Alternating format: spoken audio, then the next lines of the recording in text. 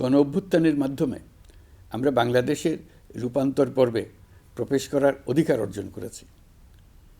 এই রূপান্তর দ্রুত সফলভাবে কার্যকর করার জন্য আমাদেরকে সকল শক্তি নিয়োজিত করার জন্য প্রতিজ্ঞাবদ্ধ থাকতে হবে। পেছনে ফেরার কোনো সুযোগ আমাদের নেই। আমাদের এই কাঙ্ক্ষিত রূপান্তরের লক্ষ্য হবে সকল ধরনের বৈষম্য অবসানের রাজনৈতিক আয়োজন নিশ্চিত করা, এদেশে গণতান্ত্রিক ও নাগরিক সমতাভিত্তিক একটি রাষ্ট্র ব্যবস্থা প্রতিষ্ঠা করা। ন্যায়ভিত্তিক সমাজ নির্মাণ ছাড়া জুলাইয়ের শহীদদের আত্মদান অর্থবহ হতে পারে না।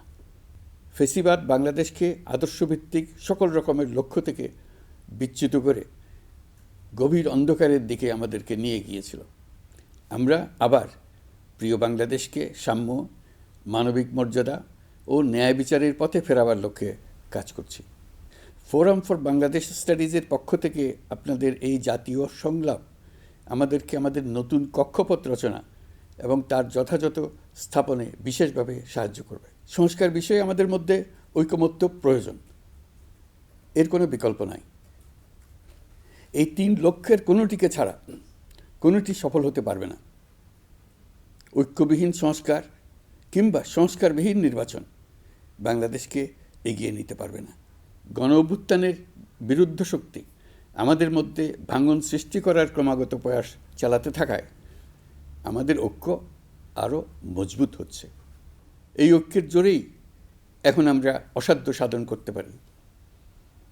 এখনই আমাদের সর্বোচ্চ সুযোগ। এমন অর্থনীতি গড়ে তুলতে হবে যেটা সকল নাগরিকের জন্য সম্পদের ও সুযোগের বৈষম্যহীনতার নিশ্চয়তা প্রদান করবে।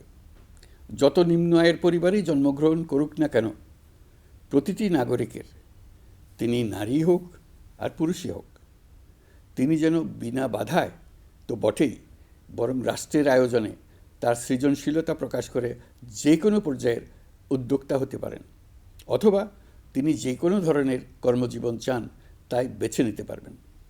এমন রাজনৈতিক ও রাষ্ট্রীয় পরিবেশ থাকবে যেখানে সংখ্যালঘু সংখ্যাগুরু এই পরিচিতি অবান্তর হয়ে পড়বে। সবার একটিই পরিচয়, আমি বাংলাদেশের নাগরিক এবং রাষ্ট্র আমাকে আমার সকল অধিকার প্রদান করতে বাধ্য।